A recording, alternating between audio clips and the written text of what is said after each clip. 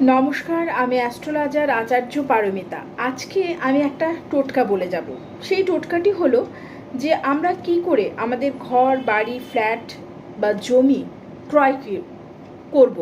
অনেকেই আমরা এগুলো কিনতে চাই, কিন্তু কিনতে পারি না, কোনো না কোনো কিছু বাধা হয়ে দাঁড়ায়, বা করতে গিয়ে অনেক সময় কাজ মাঝপথে আটকে যায়।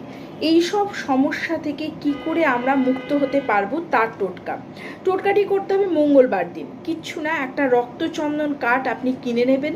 সেই কাঠটি আপনি হনুমানজির মন্দিরে গিয়ে নিয়ে যাবেন এবং সেখানে হনুমানজির চরণের মেটে সিঁদুর ওই কাঠের মধ্যে লাগাবেন। তারপর সেখানে বসে বসে 11 বার হনুমান চালিসা পাঠ করে আপনি সেই রক্তচন্দনের কাঠটিকে নিজের বাড়িতে এনে আপনার গৃহমন্দির বা ঠাকুরঘরে সেটিকে রাখুন এবং প্রত্যেক দিন সেখানে দীপ ধূপ দেখান আর প্রার্থনা করুন, সেটিকে দেবতা জ্ঞানে পূজা করুন এবং